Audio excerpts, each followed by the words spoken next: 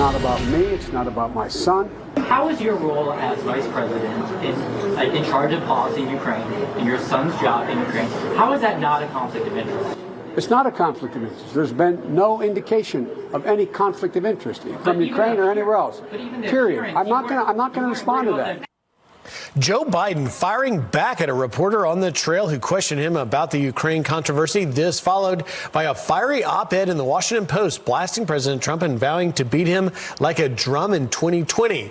Democratic strategist and Joe Biden confidant Kevin Walling is here to weigh in with this. Kevin, good morning. Good morning, We Griff. saw a lot of developments. The vice president pushing back hard on that reporter. And now this op-ed, is this a sign that Joe Biden's feeling threatened? Well, clearly he has to step up his game when it comes to Ukraine. We need clear answers from this campaign. I think you saw a little bit of frustrations among major donors. They had a summit in support of the vice president's campaign this past weekend in Philadelphia. But clearly they're seeing this kind of drag down his momentum, and he needs to recapture the momentum in this race.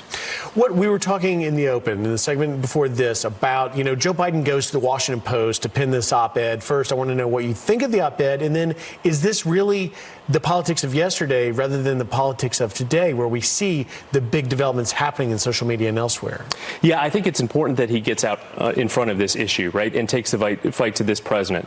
I think it's actually a positive thing for this campaign because it elevates it to a two-person race looking towards the general election.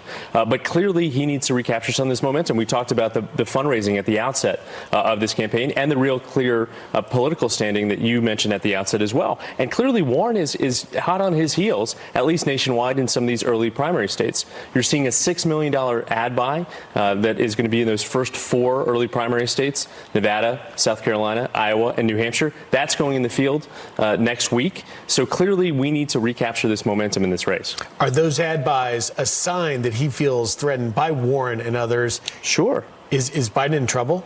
I don't think Biden's in trouble, right? The American people know who Joe Biden is, right? They have a positive impression of him despite all these constant attacks. And let's be very clear. He has had an onslaught of attacks this entire summer.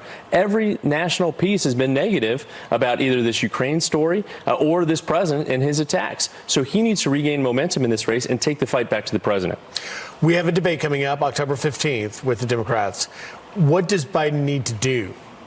Yeah, I think he needs to come out strong, right? When Joe Biden's fighting, middle-class Joe, when he's pushing back, when he's out there saying, "Don't compare me to the Almighty, compare me to the alternative," one of his favorite quotes, I think that is when he's at his best, right? When he's pushing back, when he's forcefully fighting with his president, when he's articulating a vision for the future and what he wants to do as president. We can't return to the Obama-Biden administration. We've got to project success down the road.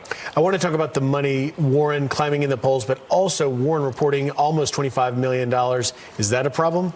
Sure, and she's really captured, as Bernie has, the small dollar donations that are out there. They've really built a web infrastructure, and I think you're seeing the vice president trying to play catch up with that, building out that web infrastructure.